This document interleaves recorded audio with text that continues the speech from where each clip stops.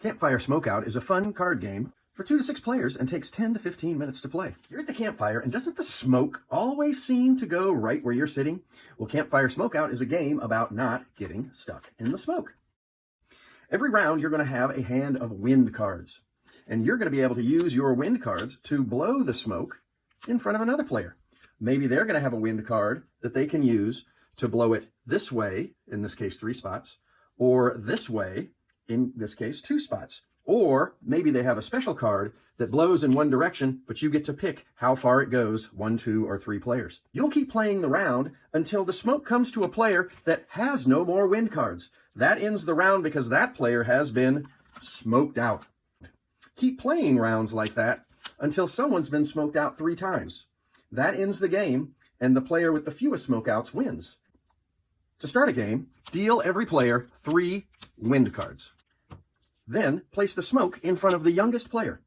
Instead of having to use one of their own wind cards, that first player gets to use a wind card from the top of the deck to figure out where does the smoke really start the game. Every time you use a wind card, just put it back on top of the deck, ready to be shuffled for next round. For the rest of the round, if the smoke's in front of you, use one of your wind cards to move it away.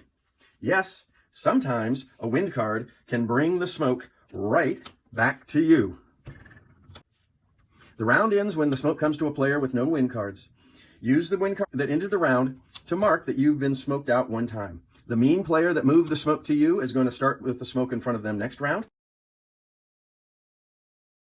Take back all the unused cards, deal a new hand to every player, and keep playing. If there were no wind cards in the middle of the table for the last round, that's a clue that the next round you won't be able to deal players 3 cards each. Deal players an equal number of cards when you don't have enough to deal 3 cards each. The game ends when a player gets a 3rd smokeout. That ends the game, and the player with the fewest smokeouts is our winner.